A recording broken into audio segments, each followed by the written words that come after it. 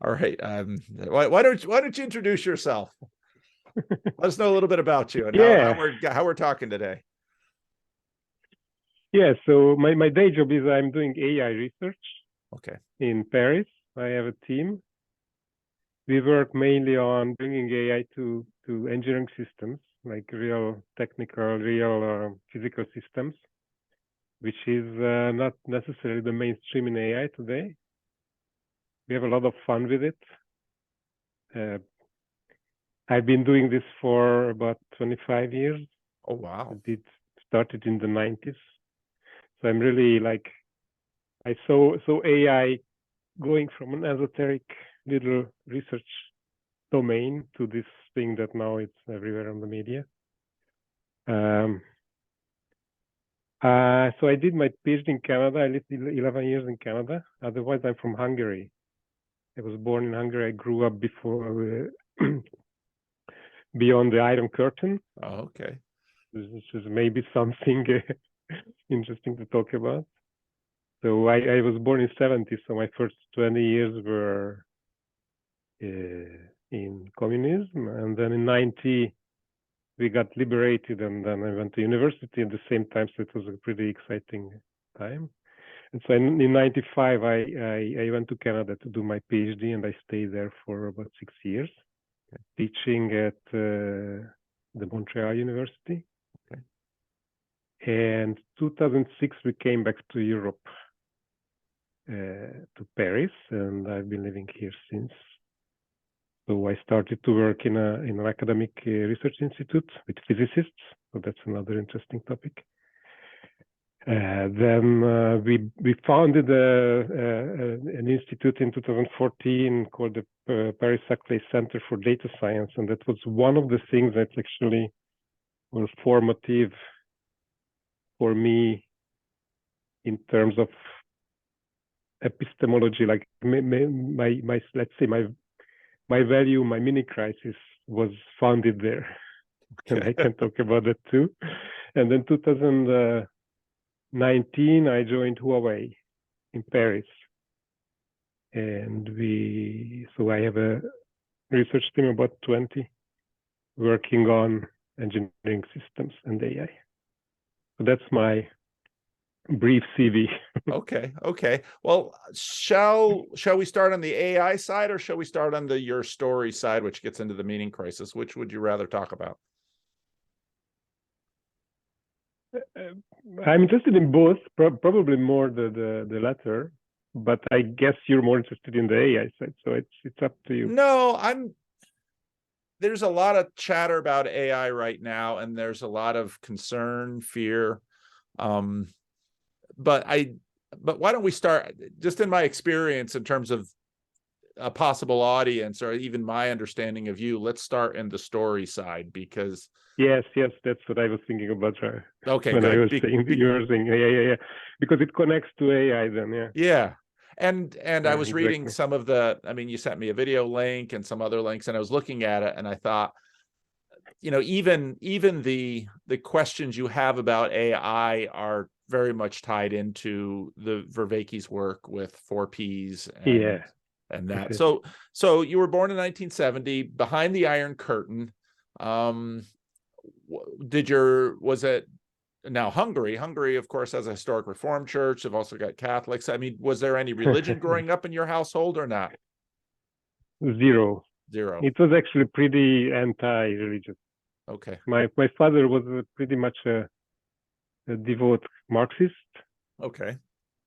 which was actually it's probably not the worst. I mean, it wasn't like he wasn't in the party hierarchy anywhere. It was more like somebody who left religion very early. He never he I think he was baptized and he went to church, but then during his 20s he was out.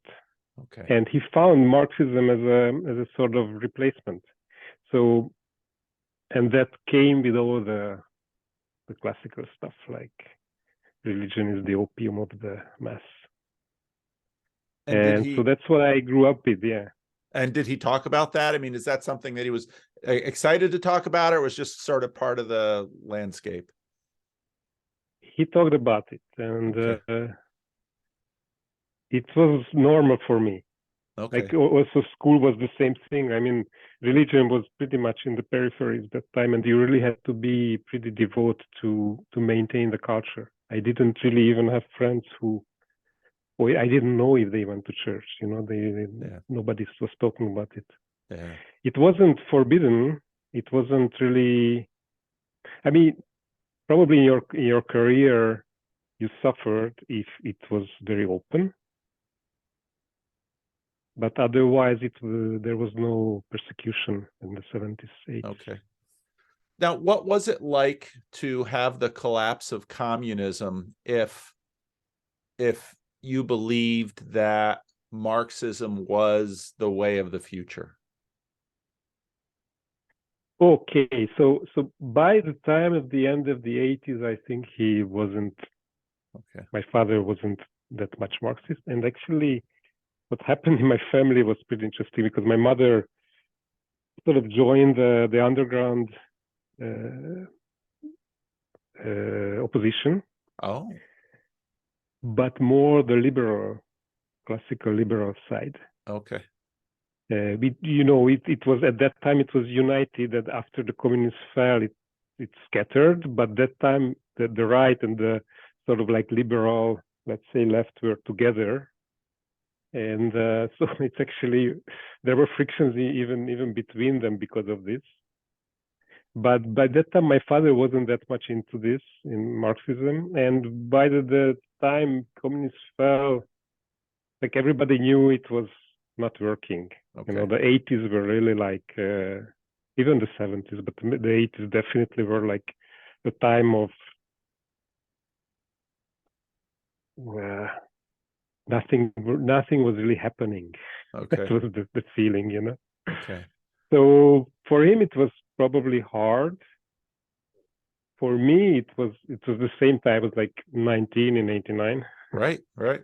So it was I grew up, and it was liberation and like freedom, and I was active in the demonstrations, and I was actually in the army in 88, 89, which was actually like completely absurd. That was like, before university I did 1 year. Yeah. Now with the war in Ukraine, I think so things are coming back. It's really weird. Mm. Anyway, so when I got out in 89, it was already elections in April, and so the new system. And then there was a lot of excitement from 90 to 95. We were very optimistic. Okay. What were stuff. you hoping for? That we would join the West in every sense. Okay. European West. So it wasn't, I mean, religion wasn't on the radar for me, Mm-hmm. but like economically and politically, we would join the West. Okay. And somehow it did happen, but it happened in a like economically it happened in a weird way. It's more like Eastern Europe is still like some kind of colony of Western Europe in economic sense. Oh, that's interesting. That's an interesting word to use for that. That's fascinating. Yeah, I mean, yeah. Maybe I'm a bit harsh on that. No, Probably my liberal. I don't want you to pull your punches. It's an interesting choice of words. What did you study in school? Computer science. Okay. Electrical engineering, computer science, and it was also like I was the second year in Hungary who studied computer science in '91. It was very new, and it was sort of the elite of the university. Okay. Like the best students went there. It was Yep. a lot of math. Officially, it was electrical engineering, but I studied computer science. Yeah, a lot of early computer science stuff was electrical engineering. I remember that when I was in school. Actually, yeah, and so AI was already there. It was the winter, actually, the second winter, first winter, whatever, whichever winter was it. It was the time when the good old-fashioned AI, like the rule-based systems, were already out, Okay. but machine learning wasn't yet in. but people already started to talk about neural nets. I remember that, and I was very much attracted to it. Okay. For various reasons. Well, let's define some terms here, because AI, everybody sort of knows it stands for artificial intelligence, but what exactly are we talking about? What is artificial intelligence? What is machine learning? Because, again, what are we talking about when we're talking about this stuff? Because when I listen to people both on the side that can't wait for more AI and the side that believes it's Terminator coming down, it's Skynet, ready to destroy us, I don't hear a lot of defining, okay, what exactly are we talking about? Yeah, that's actually a problem. Usually AI researchers don't talk about AI, because within our domain, it's much more sophisticated, more details and more specific terms to denote some of the things we do. So even in people in computer science, I would say I work on machine learning, not AI. But Okay. since AI, there was this lab leak, and now everybody knows AI, it's easier for me to talk about AI because it's well known. And machine learning is a more technical term, yeah. So machine learning would be. So machine learning is part of the AI. Yeah. Okay, and so what do we mean by machine learning? So machine learning is an alternative paradigm of how to program computers, basically. The usual stuff we do is that we have some structures in our mind and we put it into code, and then you have an app, you have Zoom, you have an operating system that we use, and all those kind of programs, those were programmed by programmers, right? And AI or machine learning would say there are things that are really hard to put into code from my mind because it's complicated. Like, how do you define a cat? How do you recognize a cat on an image? It started by how do you recognize the digit 9 in a tiny image? And then the first efforts were like, okay, let's do it the traditional way. Like, okay, the 9 has a loop, and then it has a stroke here, and then let's try to code in those rules. And it worked to a certain extent, but nines are coming in all kinds of shapes and forms, and it wasn't very successful as an application. So machine learning said, okay, let's forget the rules. Let's just collect a lot of data, a lot of 9s, 0s, and 1s, a lot of digits. Let some humans label them. So then we have pairs of images and what we call labels or classes. And let's design algorithms. So those algorithms are classically designed. Like, I programmed the algorithm, but the algorithm is the one that will learn the mapping between the 9s and the labels, the images and the labels.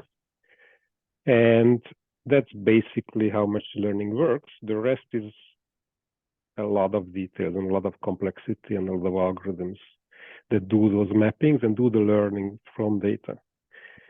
And this paradigm is actually the same today. What changed was a lot of computational power, a lot of algorithmic tricks, and a lot of data. And the big breakthrough, like, let's say 10 years ago, came from all those sides. So that's machine learning. That's yeah, that was really good. That was really helpful. Now let's drill down a little deeper in that, because when we say, because we're going to connect this, I mean, at some point we're going to have to connect your story to Vervaeke too, but in some ways, when I hear you say machine learning, that the machine, when we are watching the machine, it's getting better and better at what Vervaeke calls relevance realization. That when you're looking for outputs, there's a whole lot more things that you and I intuitively recognize as the number 9, and fewer false positives, which are a fat man with skinny legs and taking a picture from here, whatever a false positive for 9 would be. Is that what we're talking about? So I would say today these machines we realize the relevance for them. Oh, okay. Because most of the relevance comes in the labeling. So I will not tell to the machine, okay, survive. I will tell it, oh, this is a cat. Maybe you could massage in relevant serialization into like what does it look at in the image to recognize a cat? Like the ear and the eye triggers some kind of signal inside the machine, and that's. But I wouldn't call it relevant serialization. Right. It's still pattern matching. Yeah, exactly. You show a lot of cats, it will learn that they have an ear, and the ear is an important feature of the cat, and it will look for that ear. But I'm not sure what it's relevant to, other than the catness of the image itself. Which gets us sort of into the when, Peugeot question. Yeah, exactly. What is the catness in cat that even after the age of, a small child can recognize a cat? It doesn't mean you can't fool a small child with an animal which is some degree of catness, but the child has a sense of catness that is connected up with all of us, and we all sort of have an agreement about catness. We do, and we somehow think that cat is an important category, and that's not something that today's AI does. It expects us to tell what are the important categories, and that goes deep. There's maybe one fringe of AI which goes beyond that, but even the language models, which are very cause a lot of excitement this year, are learned from data that exists, that somebody found. So it learns from text. It doesn't learn from any text. It learns from text that was written by humans. And the importance of the concept that is in the text is encoded in the fact that they exist. The existence of the text that the machine learns is the relevance of the data for something that it was relevant for somebody in some situations. So he wrote an article, he wrote a text, he wrote some blog posts about that. And the machines that learn language learn from that text, right? It doesn't go beyond what is already produced by humans. And the relevance is what the humans put into it. So when I hear Vervaeke talk about relevance serialization, I think it's beyond what AI does today. Yeah. That's very similar to some of Peugeot's comments on AI, that it remains, it basically remains a human tool. And there's a fundamentality about that human toolness in the entire enterprise, because we are the ones that are it's our relevance that we are trying to, in a sense, our capacity to recognize relevance that we are trying to expand via these tools. Is that correct? Yes, exactly. Yes, definitely. Now, the thing is that today's language models, if we talk about this, they are trained on an immense quantity of text. I think it's like 4.5 terabyte that went into GPT-3, which is one of these language models that people use, which is, you can't imagine that. So it's like everything ever written. I think it's a percentage, like 1.5% of all internet text went into that machine. So when it produces language, it does look very interesting and new and intelligent. But it's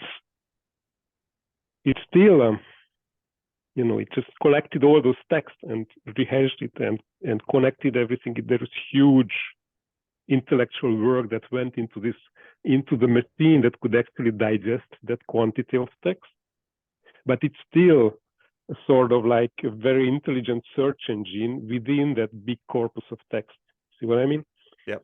So, and if you ask it about a topic where you don't really know, the answer, it does look intelligent because it answers you things that you don't know.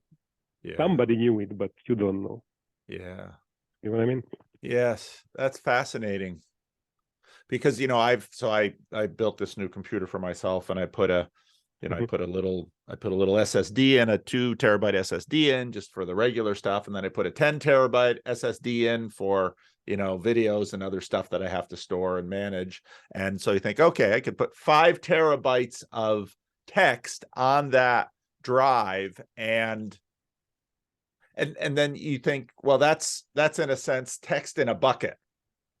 And then you think, okay, we're going to digest that text. But even the use of that metaphor, when I eat pizza, let's say, and that goes into my stomach digests it, and in a sense, my stomach is doing some sort of relevance realization, because by virtue of the digestive system that I have, it is looking to select and deselect certain things that the body wants, and process it through me. And so again, the body is doing the relevance realization, spanned over, all of everything that came to be me to have a working digestive system. And so that's a very, I think it's very difficult for normal people like myself to get a handle on what exactly we're talking about, because our relevance realization when it comes to this conversation tends to be shaped by science fiction. I mean, it's all that's all shaped as well, even though there was a little conversation among some people in this little corner about AI, and one of the people made the point, oh, AI is very much with us already. And that's, I mean, anybody who uses Google or Twitter, Google is there. So That Google is telling me what to watch. Absolutely. And I think this is, so maybe I'm biased, but I think the most exciting new AI applications are image generation and language generation this year, like creative pictures from text prompts or language. But I think the most impact of AI is in the recommendation engines, definitely. Yeah. Well, and go ahead. No, go ahead. Okay, well, let's jump back to your story. So you're studying electrical engineering, you're getting into computers, all of this in Hungary, and then at some point you go to Canada for your PhD studies. You lived in Canada for for a while. What has been, in the time when you first started getting into this as a student until now, how has, well, let's talk about living in Canada as opposed to Hungary. What did you learn in that transition? It was a very different world. When I arrived to North America, and even though Montreal is like one of the cities which were supposed to be very European, I found it very strange. Somehow my feeling was about temporariness compared to Europe. Things were built for a limited time. The cities were like New York, typically inner city Montreal is like New York, were scary, big buildings, and especially New York, you don't see the sky. I never had that feeling in European cities, And smaller cities were like, I lived in Kingston for for a year in Ontario. Yeah. They were definitely like settlements of limited time, even though Kingston was a pretty old city, like the inner city is like 200 years old. Yeah. Yeah. So I always had this feeling of definitely not belonging and definitely not wanting to live there all my life, because I felt that change. It was very exciting at the same time and very energizing. But I always wanted to go back to Europe. Like it feels more Yeah. homey. Yeah. Well, Even though Paris is also a big city, but yeah. and I didn't grow up here. It's like 10 times bigger than Budapest in terms of everything. Still, I feel more familiar with it. Yeah. What was it like working in this field? Because I mean, different vocations are they're very different. So what's it like working in this field of? I mean, it's not just. I mean, you're not a coder. You're not sitting at a desk coding all day. Eventually, you got into this area of research, which is basically, I would imagine. Well, maybe you tell me. Is it setting up coders? Is it helping coders figure out how to think and how to do in ways that they haven't thought and done before? I mean, what's thinking about something like this like? We're definitely coders. So we code the algorithms that learn. Not everybody did. So machine learning was always a very interdisciplinary domain. So the people were from computer science, engineering, but also from cognitive science, neuroscience, math. So the subject united us. There was always sort of like this urge of trying to create intelligence. I think deeply somewhere inside, everybody was hoping also to do this for understanding intelligence. At least I went into this from that angle. It was also a very strange subject of computer science, because other subjects in computer science are more monodisciplinary. So people were doing cryptography or other stuff were more straightforward computer scientists, whereas the conferences I went to were these mixtures of people from all over the spectrum who were interested in intelligence, the brain, and the creating of intelligence. From my side, from the computer science side, we were definitely coders and builders. So we wanted to actually build systems that learn. And so that was the paradigm. Like algorithms were improved. There were benchmark data sets, like those digits, on which we could measure the performance. And so there was a lot of theory too, math, foundations for what does it mean learning, and how do you formulate it in mathematically. But I was more on the algorithmic side. I always preferred to actually do it. And doing it was actually coding it. So definitely people who were from the computer science side, we were coders. We are coders. So this is very applied. I mean, you're not just thinking, you're trying. So in that way, it's very much of a science that, okay, thought, insight, try, test, try to improve or achieve. And you basically have that cycle going in your work. Yeah, so it's definitely applied, definitely experimental. Within that, there are two, let's say, paradigms. There's the scientific and the engineering, and it's very interesting to see how the two mixes up, because like engineering is basically build the locomotive, you know, like Stephenson, early 1800s, he didn't know about thermodynamics. He was just there to build a locomotive. It was very experimental because there was no other way to do it. Try it, see it if it works, and improve on it. But you also have experimental science, where you have hypotheses that you want to prove or disprove, and you make experiments to disprove them or to prove them, like experimental physics. And so in machine learning, you have both, because you want to build stuff, but you also want to maybe experimentally understand that thing that you built.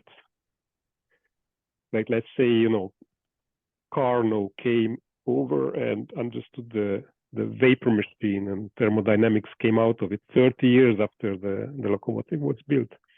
So there is this angle too, like, okay, we build these neural networks, let's try to understand them scientifically.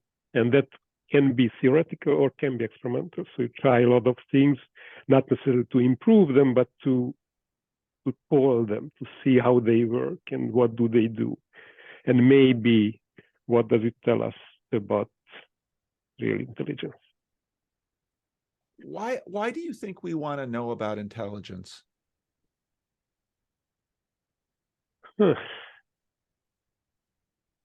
But somewhere it's the top of some evolution, like the best. Like we sit on the top of this hierarchy, and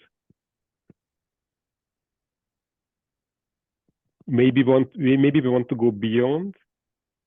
So there's definitely a motivation for a lot of people we want to be enhanced in that. Definitely something that we think about it as something good, intelligence, like solving problems, making life easier, better, making people's life easier and better, others. It's I wouldn't say it's not an easy question. My urge to get into this domain was definitely somewhere now that the way I understand it now, it was about understanding myself. How do I work? If I can build at least part of what I do, I will understand it better. Now, if I knew that time that this is my motivation, I would have gone into perhaps psychology or cognitive science. But since my background was more, Yeah, I came from math, physics, and like a very hard sciencey upbringing, and so that was like the natural path to go in. And the angle of AI for me went through the angle of understanding intelligence went through AI, let's say. Okay. Well, we're at a strange impasse because you're here talking from Paris and you're a researcher in AI, and I'm a local church pastor in Sacramento who just spent the last hour pretty much carting food out of the cars for a lot of women in their 80s, because I'm the one with good legs and I can bring it across the parking lot and set them up so they can have their Bible study this morning. And so I tell them, well, I got a 10:30 appointment, so I got to be done getting you all set up after that so I can. And if I would say, well, who are you going to talk to, Pastor? I said, well, I'm going to talk to a researcher in artificial intelligence across the world. They're used to it now. They'd look at me and say, yeah, that's Paul and his internet stuff. It's okay. We trust him. But how on earth, so Jordan Peterson, John Vervaeke, Jonathan Peugeot, how did we get to where we're at today having this conversation? So I was always a little bit, I always had a little bit of thing beyond what I was actually doing technically. I like asking that question, why I'm doing this. It was easier not to answer. I was doing this because it was fun. A lot of little shiny objects that I can play with and work on and create. It's like this little kid that builds stuff, Yeah. But I was, the little thing always stayed there that was more interested in about like knowing myself and why we are here, like the big questions. And within that, why I'm doing this. When I was sometimes I got pretty depressed about it, and then I just went back to my shiny objects, and that pulled me out of this impasse. But somehow in 2019, I think it was, I don't know why the algorithm brought it to me, but the first thing when I met the subject, it was the Peterson-Harris debate. Oh. The 8 hours. And I was like, wow. So religion was never on my radar. I thought, that I would live my life like this, like I would build these shiny objects and have fun in the conferences. I have 2 kids, family. And then suddenly there was this debate where I was supposed to be on Harris's side.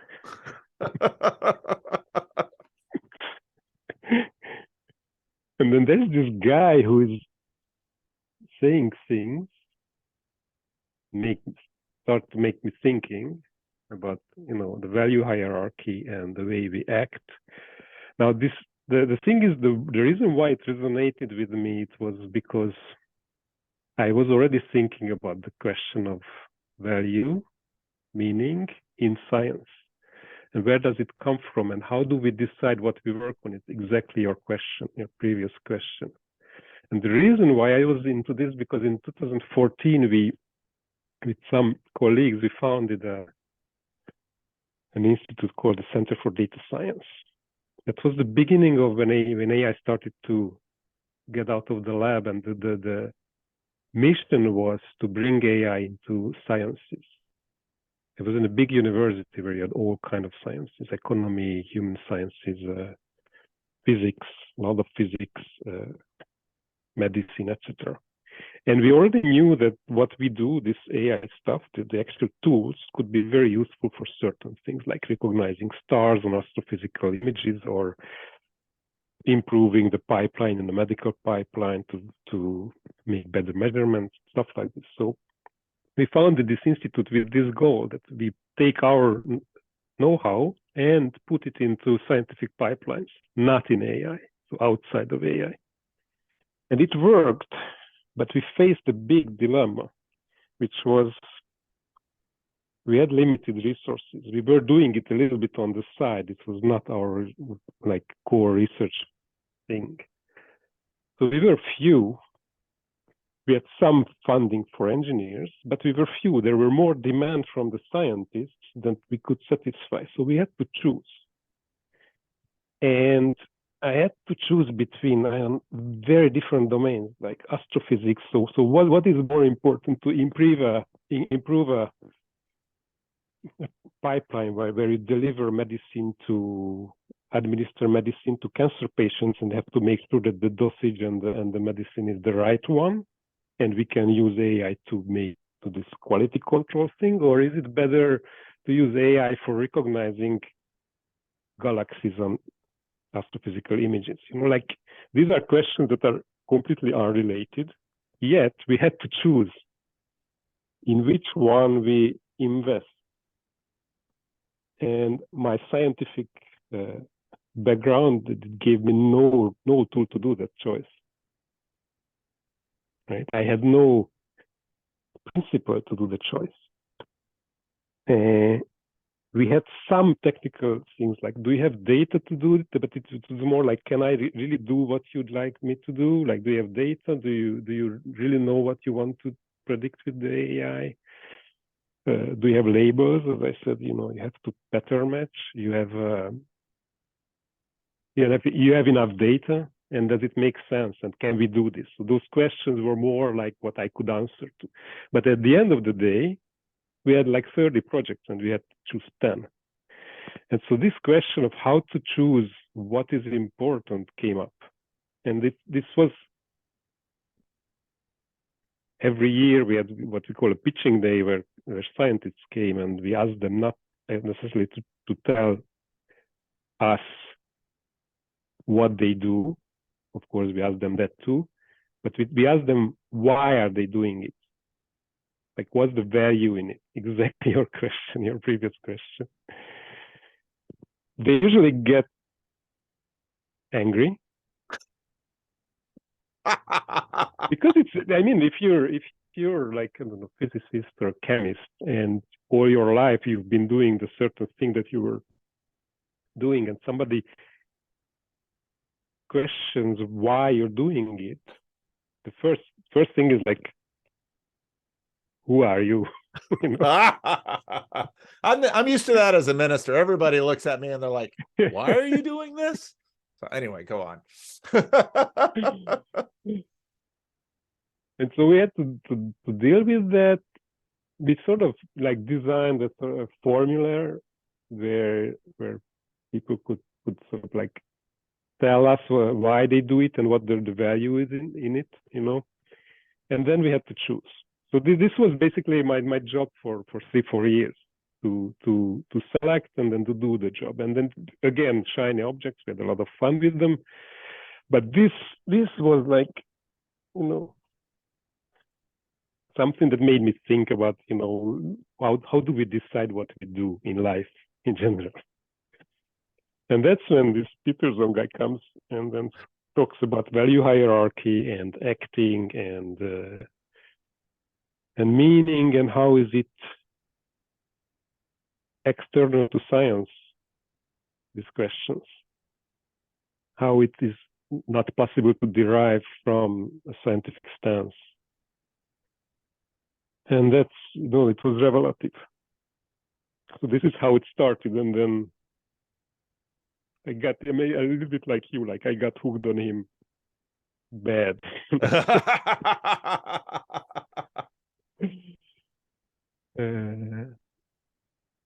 I'm a little bit less now with his new stuff, but I mean, like, I still the scientific, for example, the COVID interview that it was so interesting from this point, this angle too. Actually, maybe I just open a parenthesis on this, because I was so surprised by this, because basically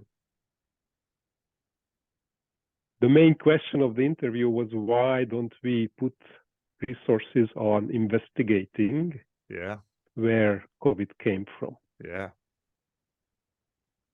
And how politicized it is. But if I listen to him, really, of course it is politicized, and of course this is a value question, right? Like there is truth, of course there is truth, and you know, as a scientist, you are going for the truth, right? That's your top value. But which truth?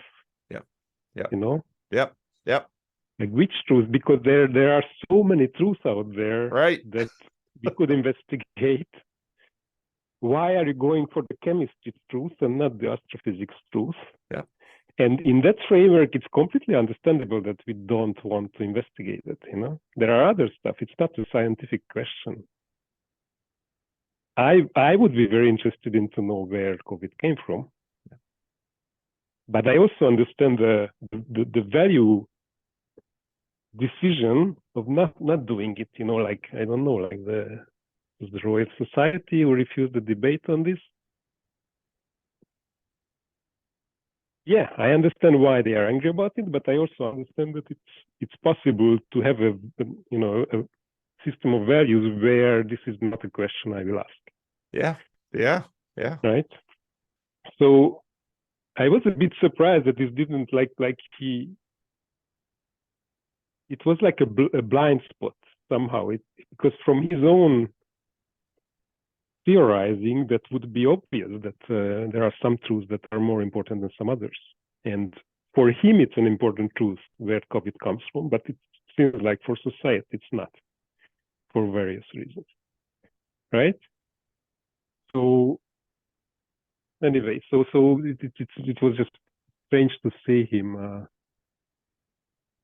just walking into his own trap in a certain sense. You know? I would have asked him this question, like there is no way to derive from science why knowing where COVID comes from is important or not, right? Science can't tell you that.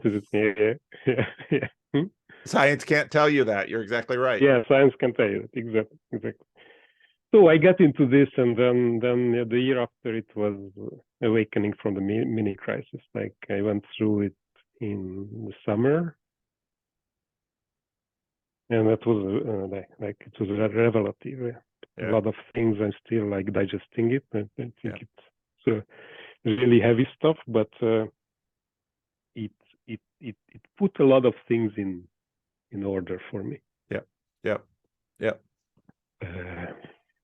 So for P of knowing and everything, and so what I'm thinking about is, maybe you can talk about this, like that angle,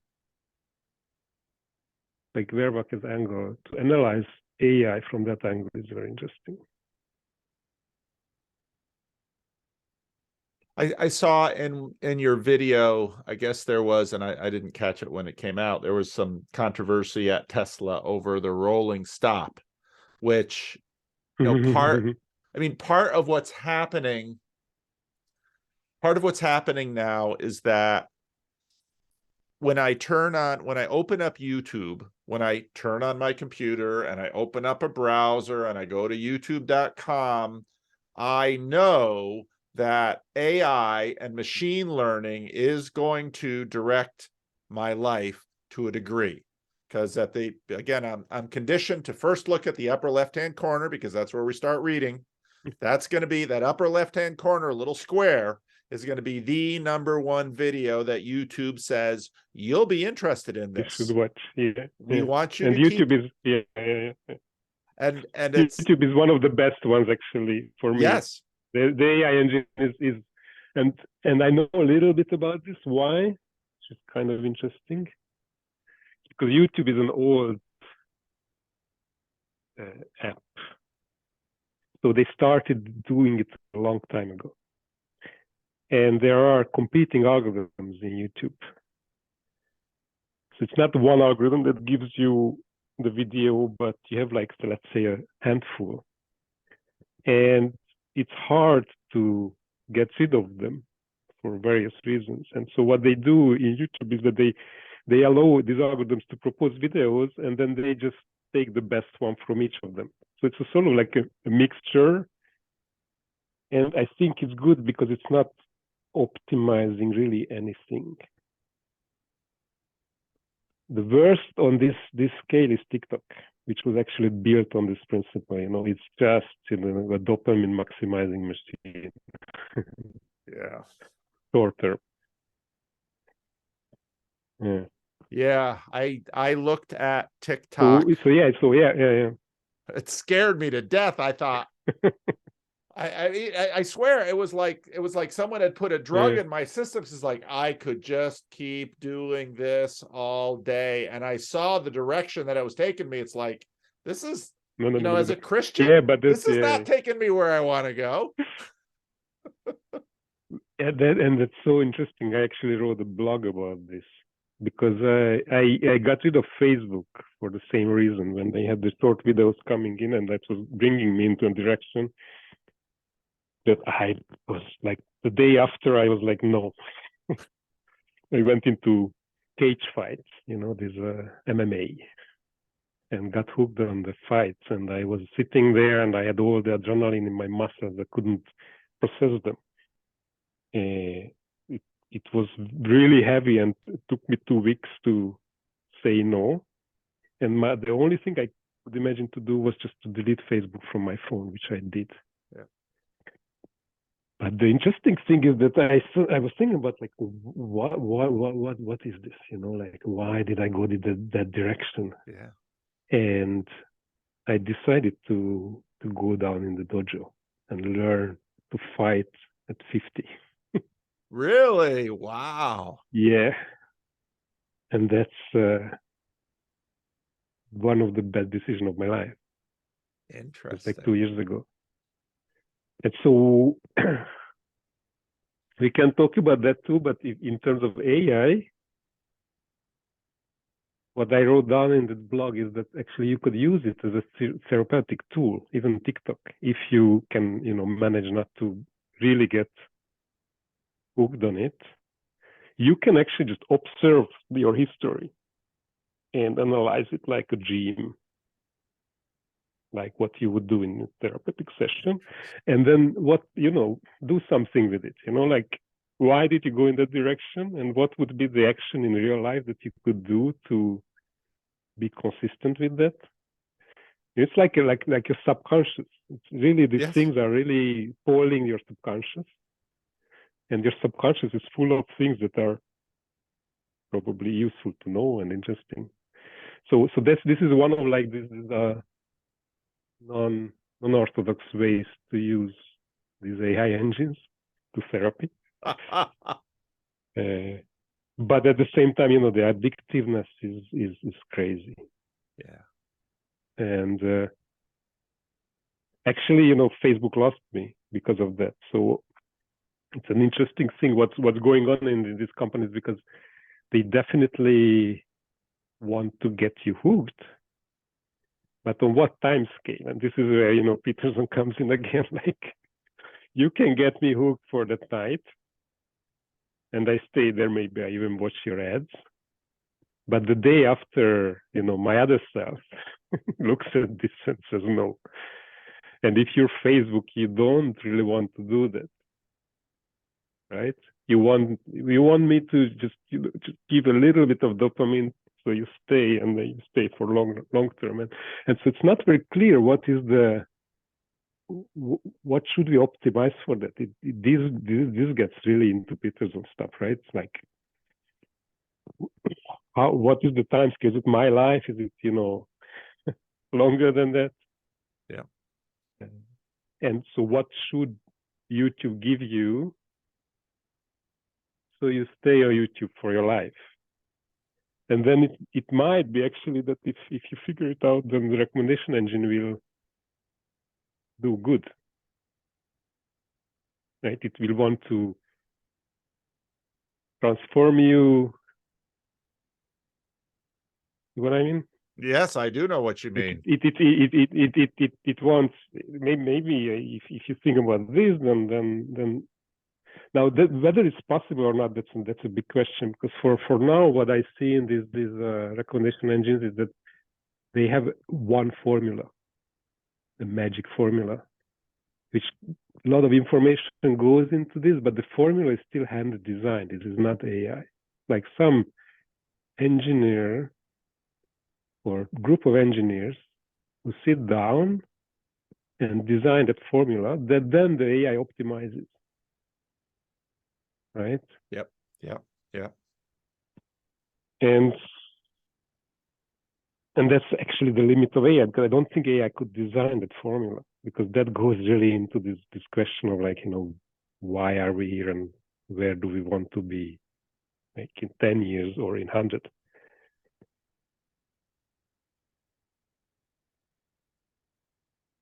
That is such an interesting observation, because obviously in the area of my vocation, I mean,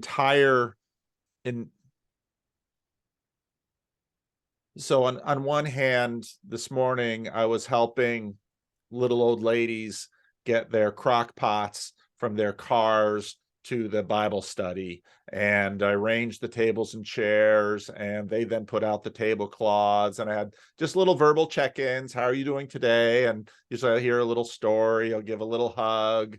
And then right before this, the soup wasn't hot enough, so Paul, come out here. So I had to come out there, and I had to move the crock pot and pour it in and heat it up on the stove and get a little hotter. And I got to do this before I have my conversation. So I ran out there, and they're already neck deep in their Bible study, and they've got their, so I'm doing a lot of that. But the question you just said, I mean, the question of why are we here, and where do we want to be? I mean, that's the question of my vocation.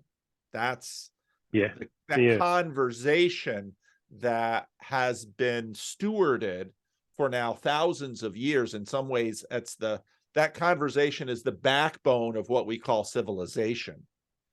And so then you have this strange you have this strange reality of people looking at me and they'd be like, you don't really have a job that does anything, do you? I mean, there'd be lots of people that say that. You're, the atheist would say, you're just shilling fantasy stories for dupes to help them feel better. And then other people are like, well, but that's not such a bad thing. It's better to feel better than worse. I mean, it just goes on and on and on and on.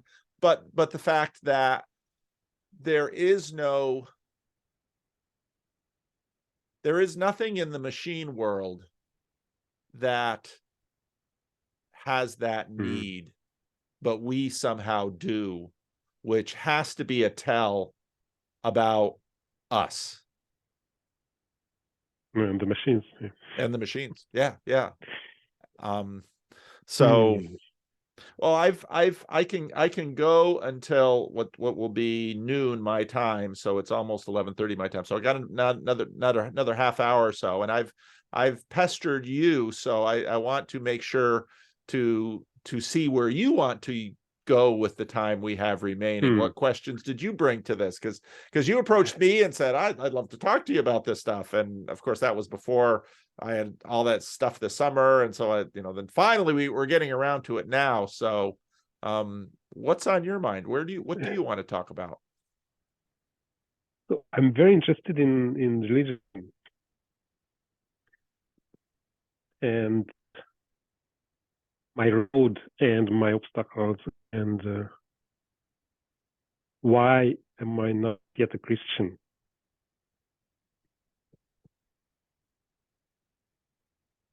So there is one thing about it which is pretty straightforward. Like my partner said before I talk to you, okay, just please don't convert.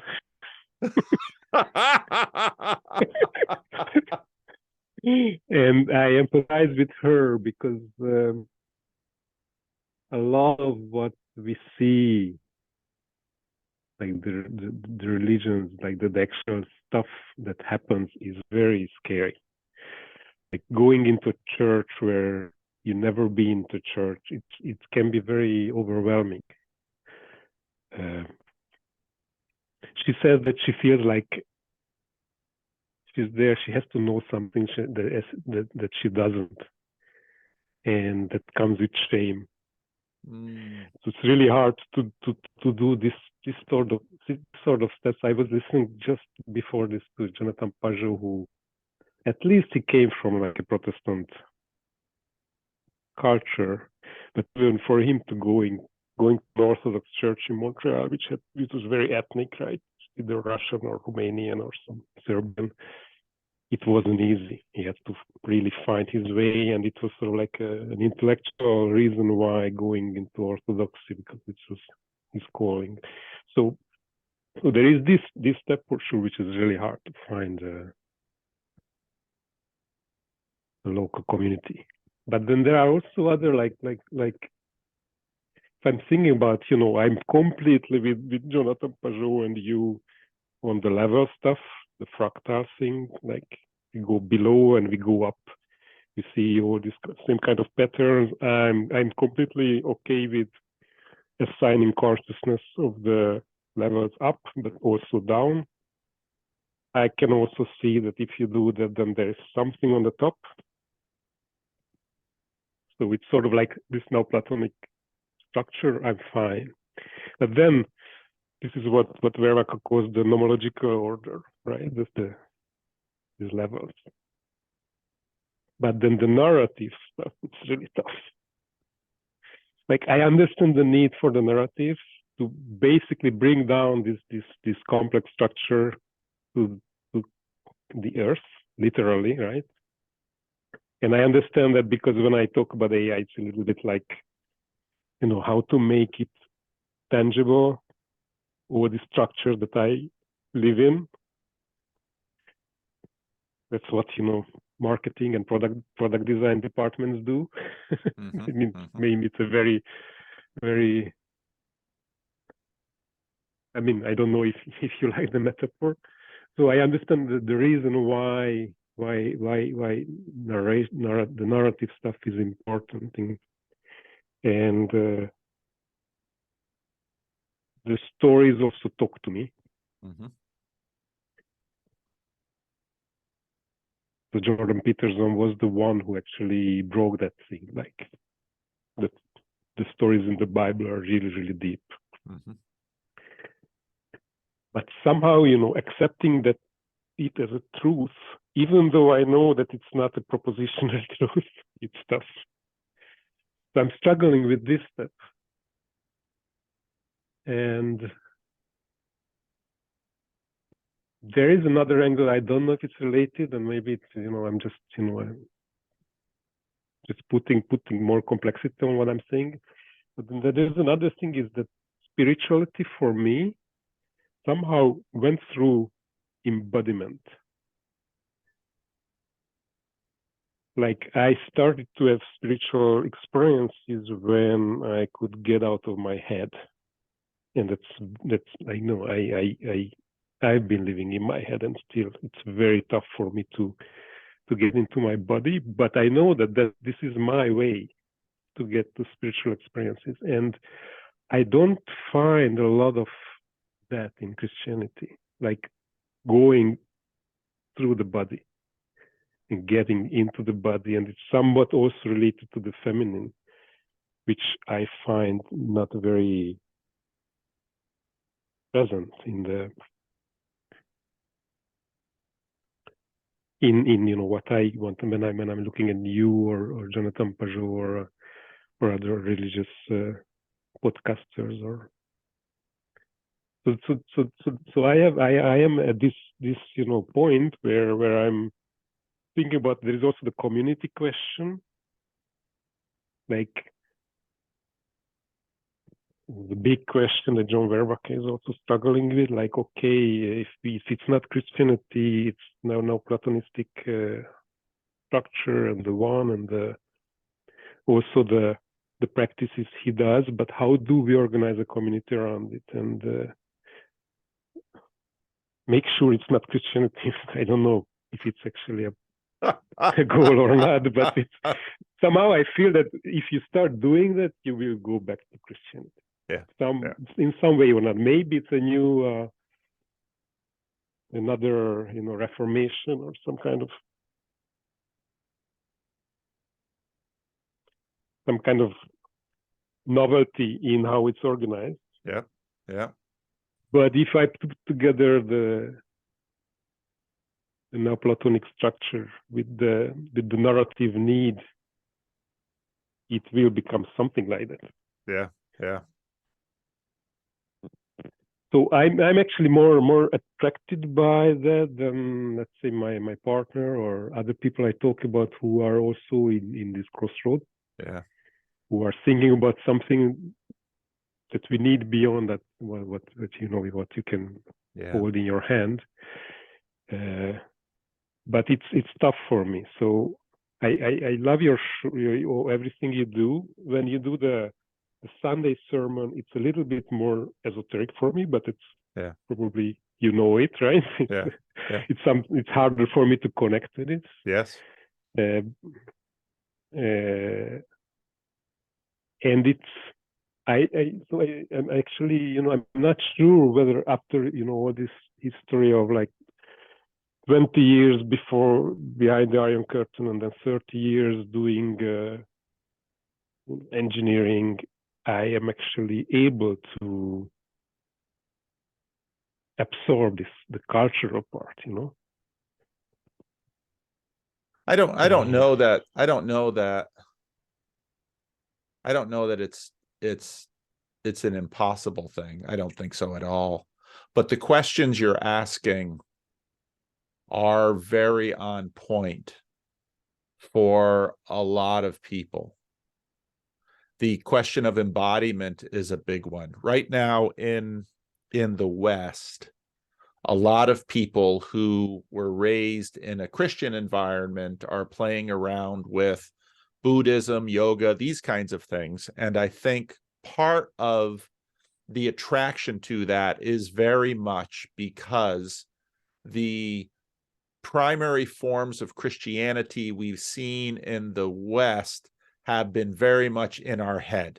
The Protestant Reformation is a very head thing, and primarily. And I think it as it actually gets lived out, it's far less that than it is in theory, because we can't help but use our bodies. So, the irony of this morning for me is that, given the fact that I am a not quite 60-year-old man who has no mobility issues and can carry things. And I mean, so for me, Christian practice on Tuesday mornings means setting up tables and chairs, moving casserole dishes, escorting ladies across wet parking lots, all of this stuff.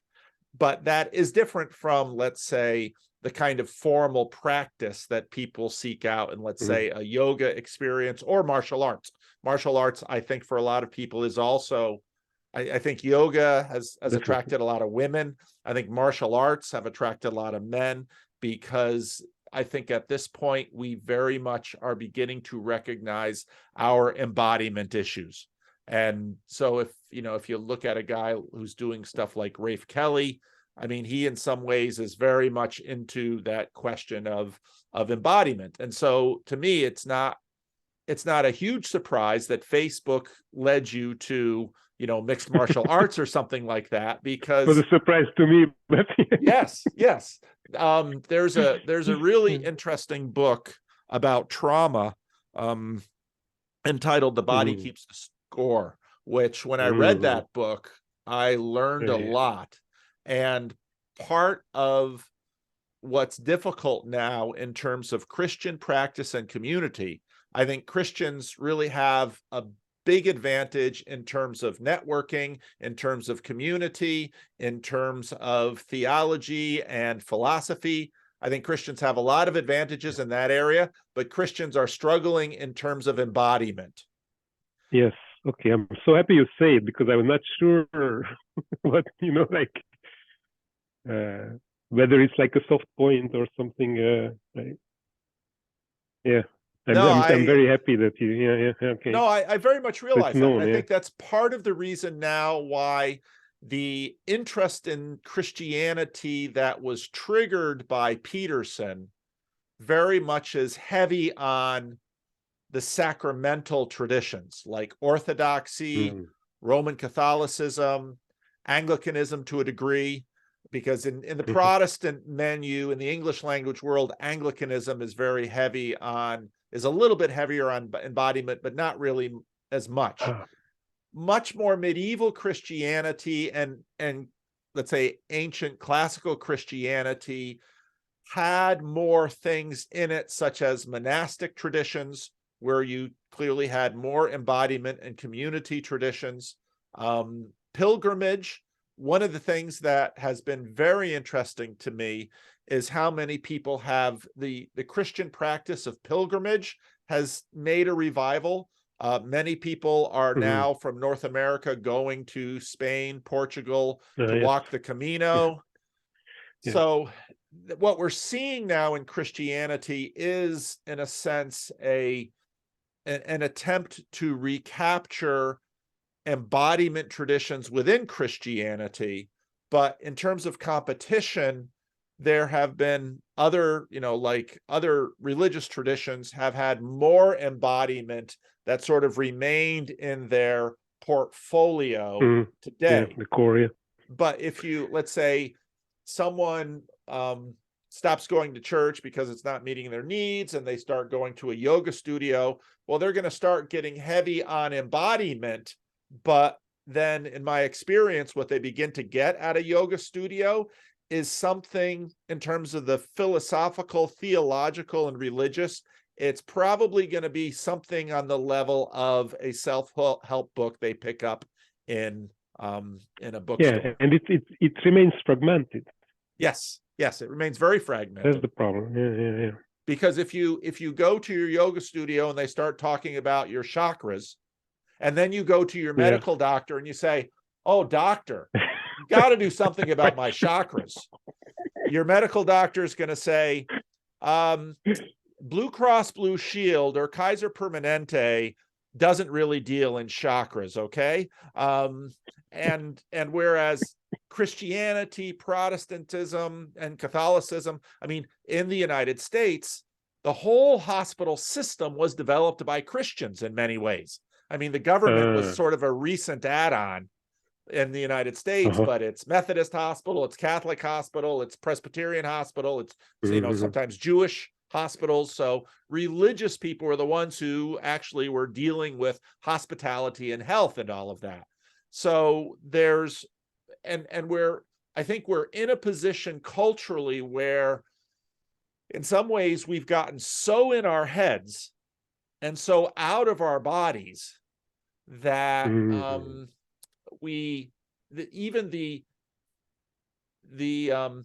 so it's you're asking all the right questions. You really are. And you're looking at the struggles. I think potentially because of its age, European Christianity, if they can really sort of get their act together, which they're struggling to in a pretty big way, because they're closer to their roots. And as you said, you know, when you went to Canada or the United States, there are no roots here. And in fact, some people, you know, I live in California, so some people will pursue, let's say, Native American spirituality, but all of that attempt to sort of leapfrog backwards over the Christianization of the world, many people, and Peugeot, I think, articulated this very well, we have no idea what it means to be a Druid. Someone who has read a little book about Native American spirituality, they don't really know what a sweat lodge is. So you're not simply going to leap back and worship Thor. That's not available to us. I realize that, and that's a big, you know, why all these arguments go sideways, because of what I realize with belief is perspectival, participatory, and aspirational too. Yes. I believe in you, or I believe you what you're saying is because somehow I want to be like you. I like you. Good chance to find a droid or druid. right. All the witches and druids. You can find droids easier than druids. Yeah. That's right. That's just that's stuff that's been made up by, you know, who knows what movie.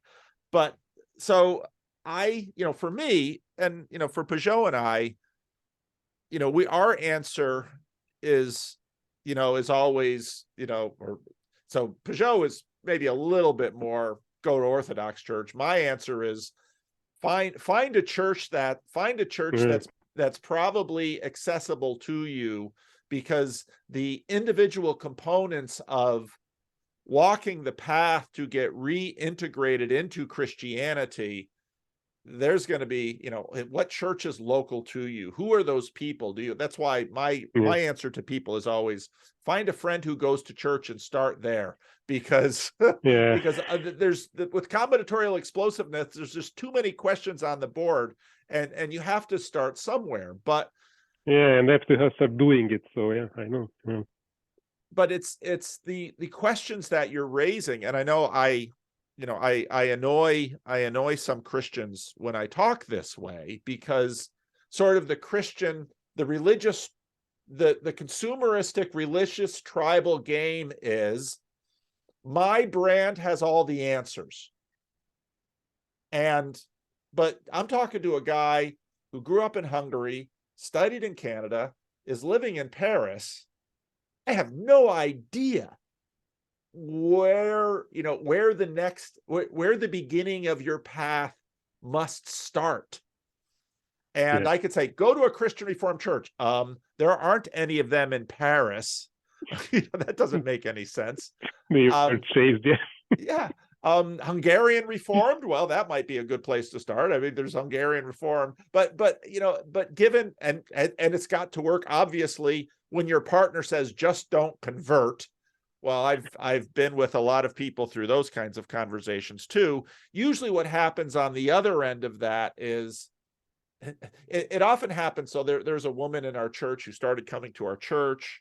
she wasn't getting along very well with her husband. And then when she started going to church, things got worse because her husband was annoyed because she was paying less attention to getting lunch on the table than she was to going to church on Sunday. But after a couple of years into it, he began to see that she was actually a better wife because she was less angry with him.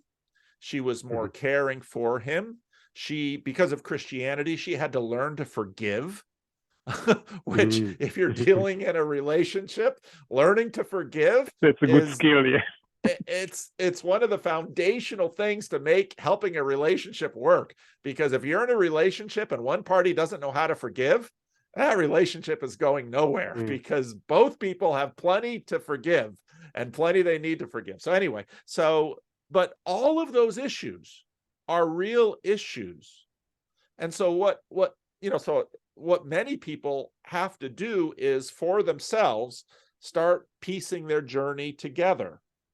And again, I'm a Christian minister, and so I'm, your partner might say, well, you talk to a Christian minister, of course he's going to recommend Christianity.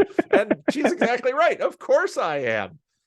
But exactly how that works for any given individual, there's way too many things going on in your life that I have no idea of. And so that's why, for me, what I do in terms of my practice is I pray. And I pray that the Holy Spirit guides your path and brings you to the right people in the right places and begins to bring into your life because when I listen to you talk, and this isn't just you, this is anyone, you want a good thing. You want the best thing. You want the best thing for you. You want it for your partner. You want it for your kids. You want it for your city, your nation, your world. I mean, that's not uncommon to want the best things. Now, we might, in terms of if we had to check off a list of the things that we wanted, there might be right and wrong answers on that list. But generally speaking, in terms of the modality, you want what's better. And again, going back to the AI, a computer can't answer that. You could say, well, exactly. Well, what's a better cat? It can. Sorry, it can, but it's bullshit. Yeah. It's not in a technical sense. Yeah. So I'm sorry, you just triggered a little rant on my part. I hope that was. No, it's fine. It's fine. So, yeah, one thing I was thinking about is that the funny thing in our couple is that she's the one who's praying. She's not calling it that, but she's the one who believes in. I mean, not now. I went with her on that, like in the sort of what we call magical thinking. Is that if you start putting stuff out there, you say it, talk about it, or write it down even better, things happen that mysteriously become true or become real. And so she's completely on that side, but it's somehow the institutional framework around, because she's not the actual, the doing part is fine for her. Yep. It was harder for me to believe in this, like scientific mind. It's magic, come on. Yep. Until I saw it working, with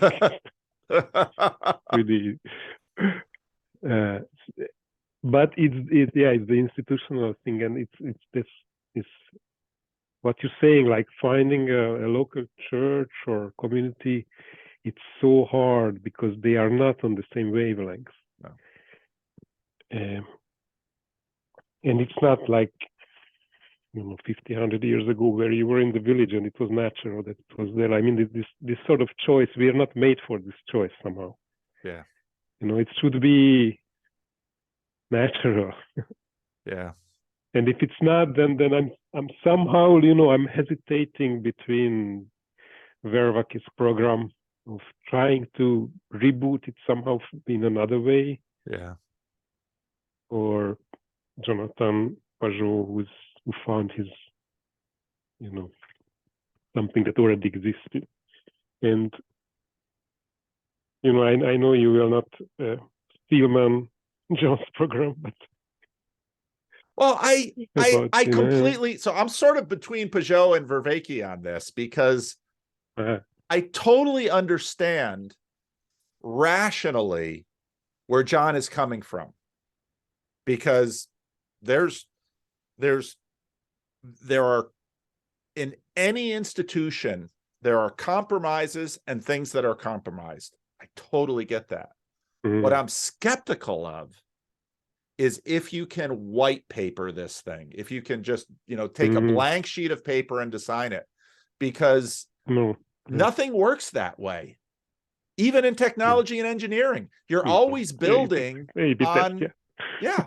I mean, I know enough about coders to know that you go to GitHub or something like that. Oh, I need a piece here and I need a piece there. And, you're all not writing all that code from scratch. You're pulling things in and putting together coding machines, and off you go. It's, you can't build this from nothing. And if, and this is, if you begin with the premise that, and I think it's true, communities are smarter than individuals. They have to be. Communities that are well networked are smarter than individuals, and you are able to include the wisdom of the dead.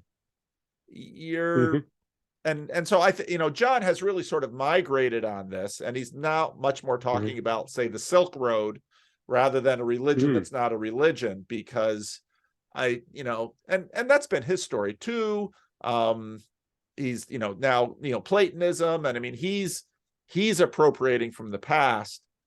And I think that's in continuity with what's always happening. We're always doing that. We can't build it fresh.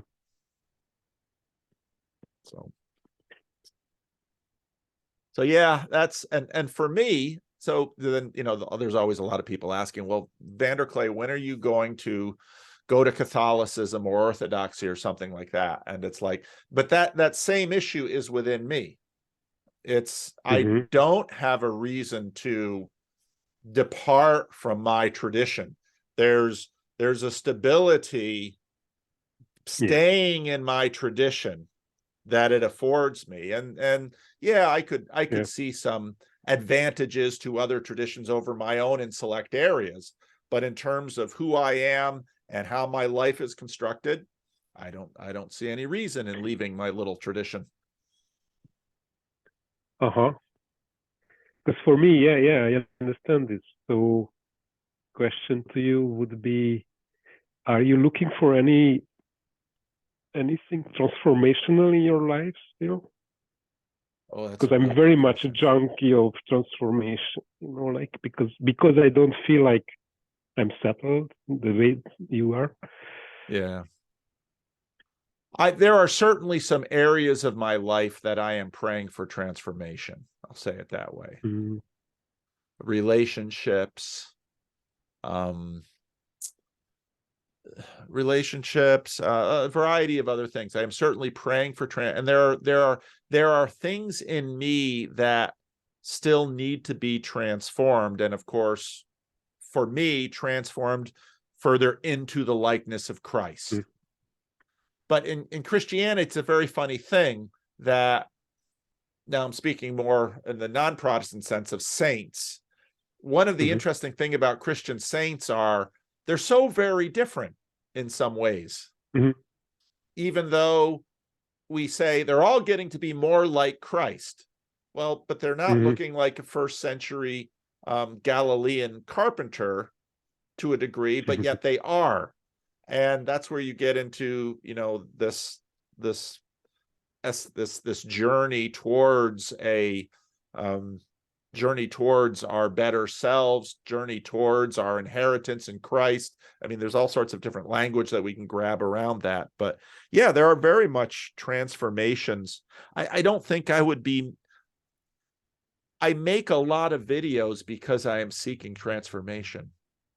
So that's your doing it. In a lot of ways, yeah. And I have conversations. I mean, people might say, well, he's a minister, he's trying to bring others to Christ. Yep. But in this conversation, you bring things to me, you give things to me that are part of this transformation, this ongoing transformation. And, you know, there have been changes in my life over the last 4 years by virtue of all of these relationships and conversations. And I mean, my monologue videos where I'm looking at a video and commenting on it, I'm trying to integrate it, you know. Yeah, I see that very much. Yeah, it's a good method actually. I'm envy you a little bit. Well, No, because I feel like I have a lot of things in my mind that I absorbed, but to put them into something that's digestible and understandable by others, it's so hard. And I somehow thinking about doing something like that, the commentaries or the dialogues, but it's so hard to make that step for me somehow because the shiny objects are so attractive, you know. Yeah. And doing it doesn't mean, I mean, like I always say, I have 10 or 20 videos for every one that gets made. Because for me, there's so many shiny objects out there. And my wife last night said to me, sat down, said, "Do you know your ADHD?" I said, "Yeah, I've known this forever." I'm just so, oh, look at this video. Oh, look at that book. Look at all these books. And they're all shiny objects. I mean, it's ideas are shiny objects. It's like, oh, but then I realize I'm living in my head and I need to live in my relationships. I need to live in my body and live in my world. Yeah, and somehow also sometimes the urge is stronger and sometimes it's less strong to put it out. Yeah. Sometimes I feel like I'm fine, just, you know, embodiment and all the stuff I'm doing. Why am I, you know, trying to be more visible? But at the same time, there is this thing that tells me, yeah, you have to put it out, you know. Well, and certainly there's this ego aspect of it, which is there, and to deny it would just be lying. But for me, the fun of it has been because I put it out there, now I get to know you. And you bring new things to me.